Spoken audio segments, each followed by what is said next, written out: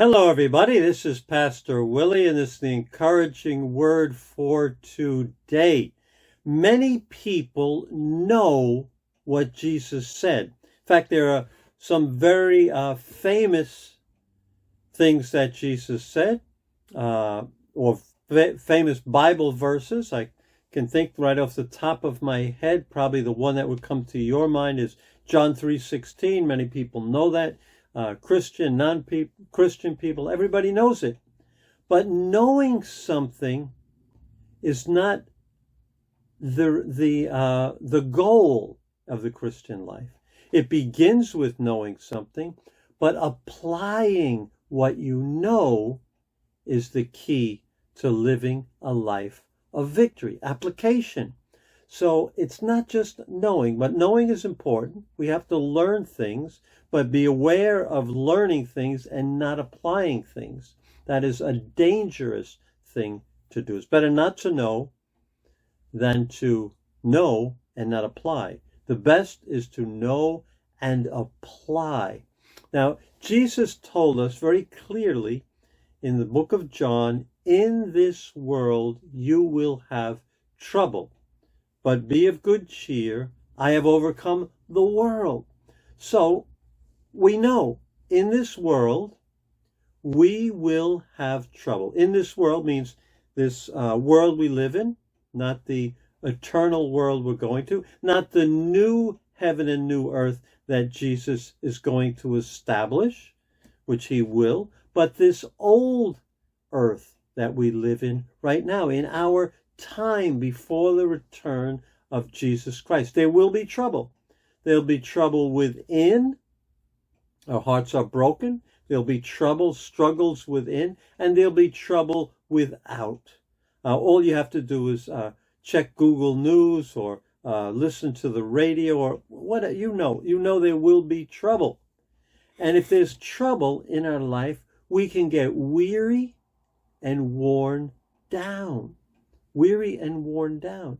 And we can feel burdened. It's like when there's trouble, say trouble in a family, like trouble with one of my grandchildren or a child being sick or facing something, we can feel burdened, like we're walking around with a heavy weight.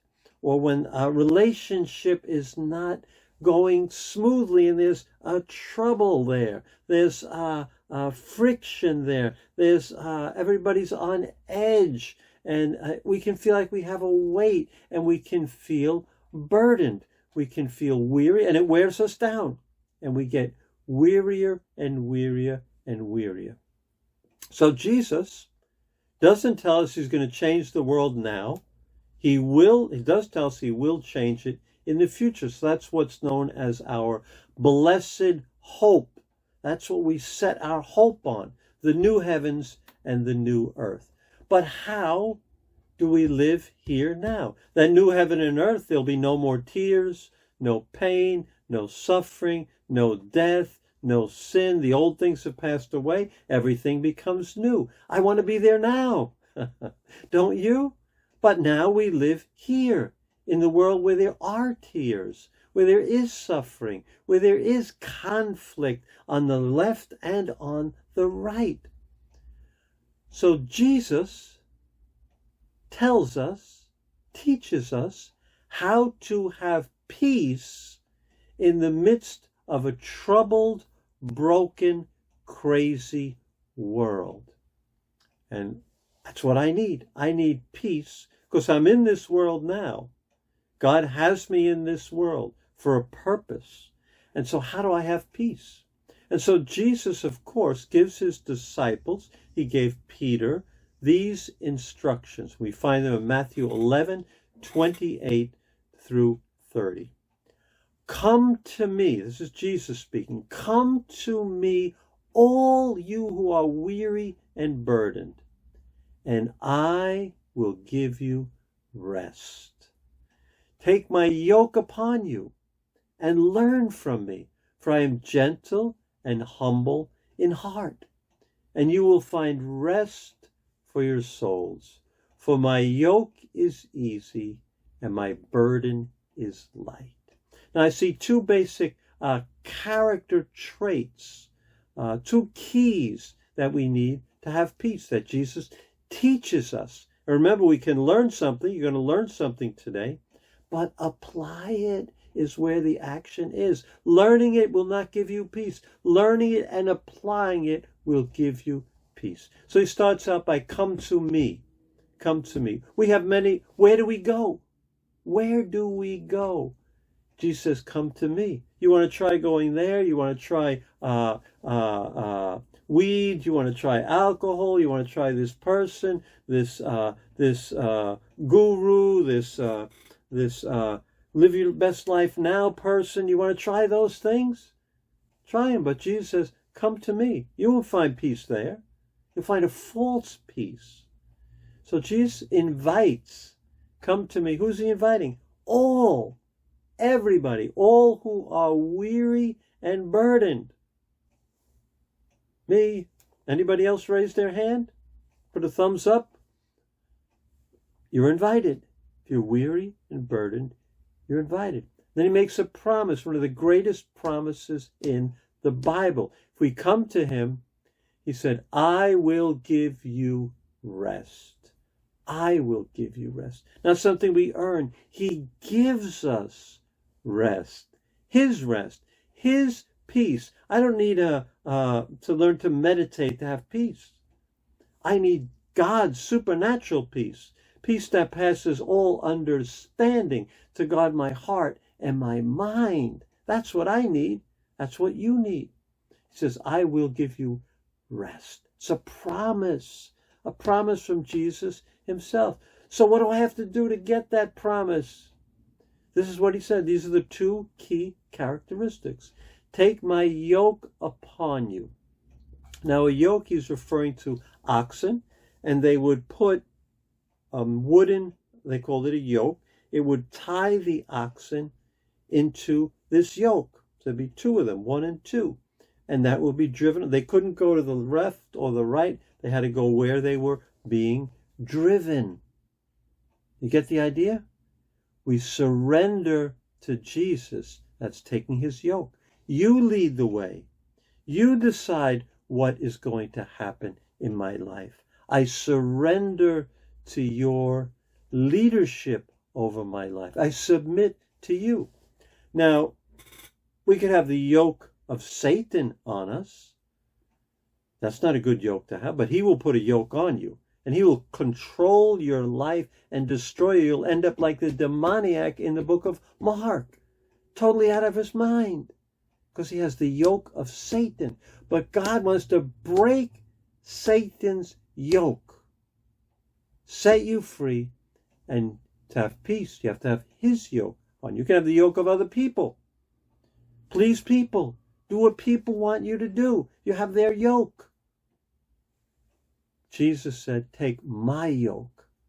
And that involves surrender. So that's the first key. Surrender to him. We put ourselves in his yoke. You drive the way. You make the turns. You say when to stop. You say when to go. You're in charge. You feel peace already when you start to think like that. You're in charge. You show me. I trust you. I know you have my good at heart. So I surrender to you. And then he says, and learn from me. Learn from him. So we're in the yoke and we're learning. Being teachable is the second key characteristic.